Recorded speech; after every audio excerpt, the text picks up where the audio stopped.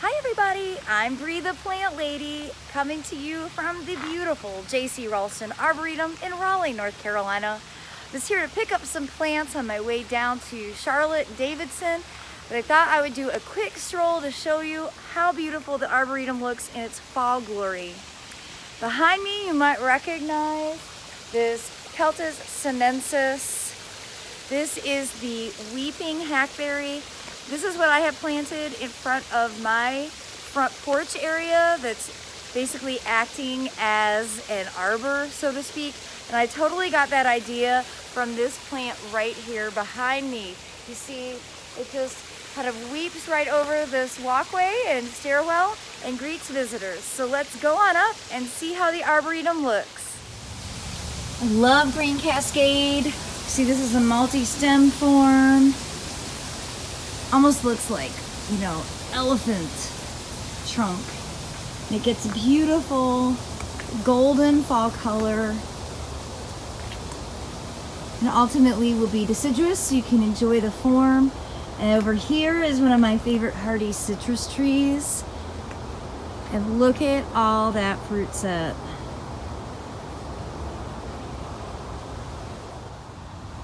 This is a hybrid Poncirus trifoliata by Citrus aurantiacum, and every year it sets fantastic fruit, and of course it has, the customary giant thorns. But next to it is the Proteus salvaqualis, and that's what all this beautiful foliage is from. And this is one of the most outstanding plants for fall color. If you're not familiar with Perotea, it's a really hardy plant, and truly its fall display is unlike anything you've probably ever seen. It gets these incredible hues of purple, and then, soft yellows, oranges. It's a really outstanding plant. It reminds me that I need to check mine at home. Of course, fall color always looks good against the clear Carolina blue sky. Love these late season gladiolus. This is one I think called Halloweeny. It usually starts blooming around Halloween. And of course, the Dahlia imperialis, the tree dahlias, are just starting to bloom. Those are day length triggered, and usually they get frosted. But that one is still looking pretty fresh. It's definitely had some stalks crash to the ground, and here they are growing up. You can see some frost damage on things, like syningia tips, but overall everything looks really fresh and nice still. What a treat to be in the middle of November and still have dahlia flowers to get to enjoy.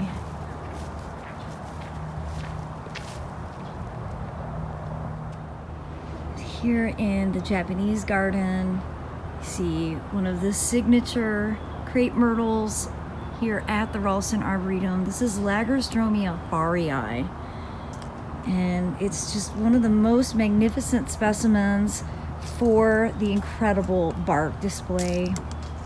It's definitely one of my favorite trees of all time. And now into the lath house. This is definitely a special microclimate area where they grow a lot of things that might be tender, because the lath structure actually helps protect plants against frost. And you can see here is a fuchsia in full bloom. This is one called Angel Earrings Cascade. And one of the plants that I saw last week when I was here is this euonymus, and it is so cool. This is Euonymus chessianus Benny Yako. And the real joy of this are these seed pods that dangle in beautiful kind of pinkish fuchsia color. And you can see the seeds are the little red capsules underneath those winged structures. This is just an absolutely fascinating plant. My all-time favorite conifer. Is this hybrid monkey puzzle. This is Arboretum. And I don't have one at home, but I really enjoy this one. And I love seeing those big cones, which are kind of difficult to focus in on with my phone, but you can see right there, those kind of roundish balls are actually the cone of this. And araucarias are native to South America. It's actually the same genus that the Norfolk Island pine is. These ones are actually cold hardy and, more importantly, heat tolerant. I just think it's the coolest thing ever. Now, when I was here 2 weeks ago doing my direct seed sowing class, I was enamored with all of the beautiful hardy chrysanthemums, and they continue to look amazing. This is a cultivar I don't have. This is Lavender Lady, and I definitely need to acquire this. The great thing about the Arboretum is they have a lot of plant sales, so it's great because you can get really cool plants while you support this wonderful public garden that is free and open to the public. It's a part of NC State. Plant collection here is truly phenomenal. Me being a lover of trees and shrubs, I get a lot of inspiration from this garden, and during my time as a propagator and grower, I came to this garden regularly as a source for material to produce, to be able to offer to the general public. And we are in the heart of Camellia sasanqua season. Here's Fuji no Yuki. Really awesome flower. So beautiful. Camellias are so great. Coming into the rose garden, you can see there are roses in bloom, and there are salvias and crinums. Fabulous volunteers that are here weeding this space out, and it always looks great. I know I've mentioned this before. I really like rose gardens that aren't just roses. This one fits the bill, so it always has something flowering and something interesting going on, even when the roses aren't in their peak season. Okay, this is where we did the direct seeding class, and I am seeing germination. Unsurprised, the barley is the first thing to germinate. You can see those little sprigs. Now, we also planted Daikon Radish, which is this. And we did poppies that I don't see, but we have not had any rain since that day. Of course, it was raining the day we did it. And we did bachelor buttons, and I think a couple other things. But right now, what I see are the Daikon Radish and the barley. We did 2 clumps of barley, and we were doing an experiment. So we did this clump here, not in soil cube, and that one in soil cube, and you can see that germination is significantly better. So always recommend using quality compost to amend your soil for direct seeding. Hopefully we will get some rain at some point, so the rest of these seeds will start to germinate and grow out. So it's going to be really cool. Scan over the trial gardens out here. This is that gets filled through the summer season, trialing new genetics. And then we'll walk over into some of the older collection of trees and shrubs, and you can see this beautiful hibiscus that are blooming now. There's so many plants that are triggered to bloom with cooler days or with shorter days. This is hibiscus Hapa Red.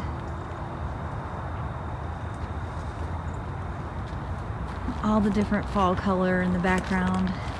It's a beautiful day here at the JC Raulston Arboretum. And this is, of course, the children's garden, the yurt. It's a wonderful program here. They run camps and story times, and it's been a great outreach to be able to get kids excited about planting. Wow, look at this, Mom. It's kind of a floppy mess. Flowers are great. Wow. This is called Double Cream. Definitely not the best landscape value, but really pretty flower for cut arrangements. And the very famous perennial border, one of the iconic areas at the Raulston Arboretum. Looking great, definitely in its tones of yellow, again with garden mums and helianthus, purples of salvia. There's a monarch. And of course behind that would be a giant redwood. One of my favorites, this is erythrina. Again, always blooms as the days get short, so it tends to get nipped by frost. And again, back there, really high up, that's another double form of a hibiscus. Coming through here, you get more into the pinks. Look at that pink muhly grass. It's such a beautiful plant. So lucky that that is native to this area. And then it opens up back into the White Garden, which is the area where people love to have weddings. It's a beautiful space. They have been busy building some structures here. So I noticed 2 big entryways have been added to greet visitors, and here we have one of the very iconic Japanese maples. These were brought in as like large field-grown specimens by JC when the Arboretum was created in the 80s. And they're pruned to perfection. You can see, oh, look at that amazing branch structure. And of course, the beautiful fall color this season. More camellias in bloom. And I'm quite surprised to see this sarcococca in flower right now. I generally associate sarcococca with spring blooming. And I could smell it before I saw it. That's how a lot of these plants actually tend to operate. That's a really wonderful broadleaf evergreen, kind of a low shrub. And this one has really good vigor. I mean, I don't know how long it's been planted, but I haven't seen a label. Oh, it's Sarcococca ruscifolia. I clearly need to get some of this. This is a hybrid osmanthus called Jim Porter. I have this growing at home and it's in full flower. And over here, this fantastic hellebore, or I'm sorry, camellia. I think this might be sorrel, although I don't see a label. I don't like to guess on any of the plants here, because I'll basically always be wrong. You can see how big camellias can get, especially these sasanquas. This one definitely has a wide open habit. They're not meant to be green meatballs, so plant them in a place where you can just leave them alone and you'll get the most flowers. Over here, a couple plant pairings that I adore. We've got the Harry Lauder's walking stick here, which of course has these awesome contorted branches. And over there is Poncirus trifoliata, flying dragon. And another osmanthus that is blooming right now. I don't see a label for this one. Might be like a purpurea hybrid. I have a thing for osmanthus. I can't help myself. Here's the flying dragon, Poncirus trifoliata up close. It's definitely, the foliage has been nipped. This is totally deciduous, and then in the winter what you really get to enjoy are the contorted green branches. Maybe a little bit seedy in some environments, so you have to be careful about planting it. But if you have an animal issue, notice these enormous thorns.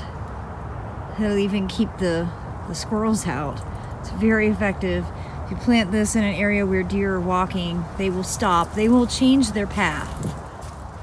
This here is Camellia Winter's Charm, which is just kind of a big, almost weeping specimen here tucked in, and that looks a lot like Snow Flurry. Right there, the white flower. I've not spotted a label for that, so I'm making an assumption. Snow Flurry is a great fall blooming variety. You guys, I was right. It is Snow Flurry. This is a great variety. All of these Ackerman hybrids have better cold hardiness, so they're actually hardy into zone 6. I do a 2-hour webinar on that subject. I'm not gonna wax too poetic on it in a YouTube video, but if you're curious, I do have a lot of information on the subject of cold hardy camellias. I devoted a lot of my career to that subject. This is one of my favorite plants. It's obviously out of season right now, but this is Stachyurus praecox. And in the spring, when these are full of flowers, they are just the coolest thing ever. Obviously, multi-trunk shrub, almost like a tree form because it grows quite tall, solid 15 to 20 foot tall. When it's in bloom, it's truly magnificent. You can see all of those spent flower stalks just covering every tip of every branch. And perhaps one of the very best Japanese maples of all time, that is Acer palmatum sangukaku, the coral bark Japanese maple. When it gets this tall, they don't tend to have the most red bark. It tends to just be on the new growth, so like way up at the top of the tree. The fall color is truly spectacular. Talk about an OMG moment. This is Camellia hymalis Rose of Autumn, and this is totally spectacular. Look at that.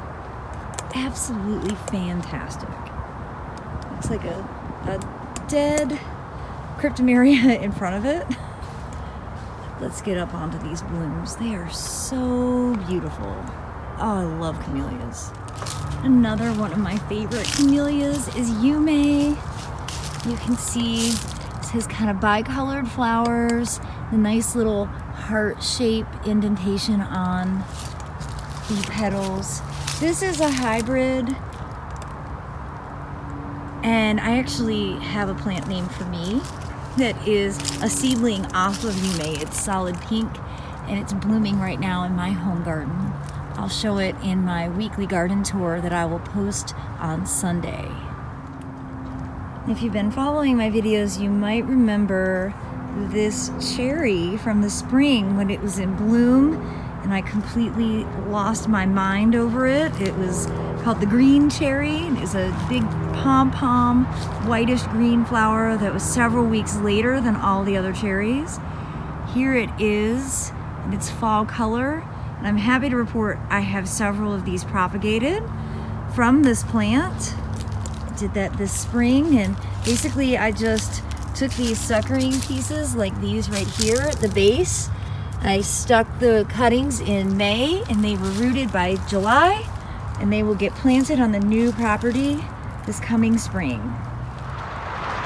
Talk about fall color. This is Lindera. As I learned at Salicifolia, I think it's renamed Angustifolia. And not only does it have awesome fall color, but check out the incredible flower buds that are forming on the branches. Now, this is an absolutely enormous tree. Every time I see it, I'm pretty concerned about where I put mine in my garden. I'm currently keeping it pruned as like a 4x4 shrub. It's clearly not intended to be a 4x4 shrub. That fall color is unbeatable, and the best part to me, this is tardily deciduous. So it actually holds its foliage all winter long. It turns tan, and it makes this great sound in the winter when the wind blows, and then the foliage ultimately falls off when new growth emerges in the spring. I seriously wish smell-o-vision could exist, because this Osmanthus heterophyllus, this might be Sasaba. It is, it's Sasaba. I love it when my plant knowledge is still in my brain. It smells so good. And I love this. You know, a lot of people think it's a holly, but it's not. It's Osmanthus, broadleaf evergreen, native to Asia. Super wonderful fragrance. Different species of Perotea. This is the more traditional one, Perotea persica. This is a cultivar called Burgundy. You can see it's just starting to get a little bit of fall color.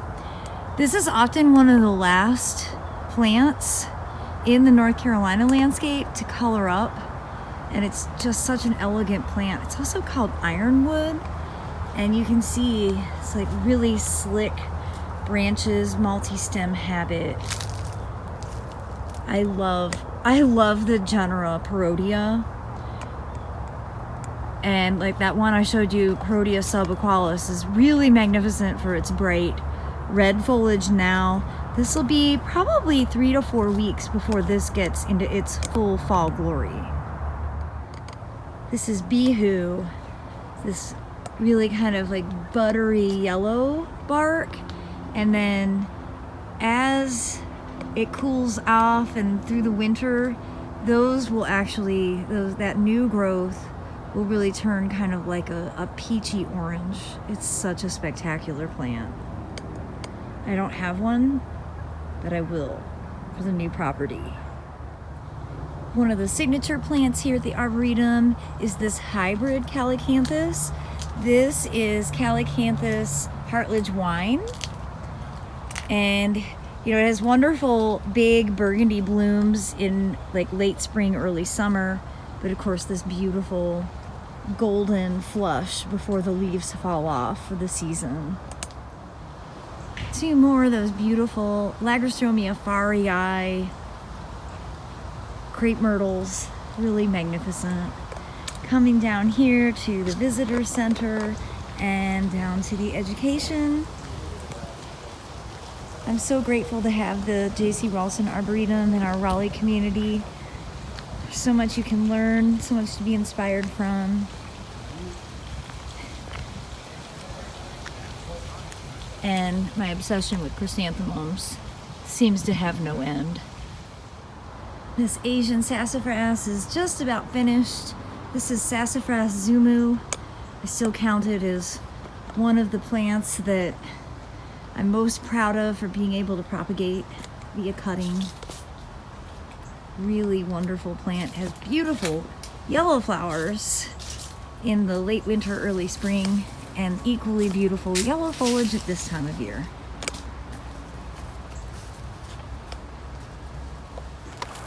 So I'm going to exit through the scree garden, and this is well sited here on the west side of the education building. Captures all this late day sun. Planted with a ton of permatill, which actually helps retain heat through the winter to be able to zone bend. Here in Zone 7, we're really lucky to be able to grow a wide variety of different plants, including desert things like agaves and yuccas, rosemary. There's just a ton of interesting plants in this border, and I always find something new to be intrigued by and to keep my horticultural prowess up. And as I said before, I'm just so grateful for the Raulston Arboretum, a fantastic free public garden that welcomes visitors 7 days a week here on NC State's campus in downtown Raleigh, North Carolina.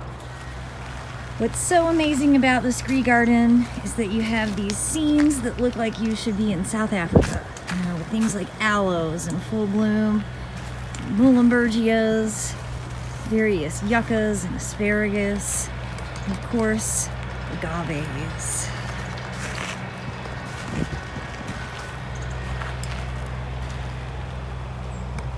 I hope you've been inspired by today's fall garden tour. If you're in the area, be sure to come out and visit the Raulston. I'd highly recommend joining. Give your support to this great organization. They do lots of great education programs, including many from myself. And I hope that you'll share this video with some friends who might need some horticultural inspiration on a November day. Thanks so much for watching, everybody.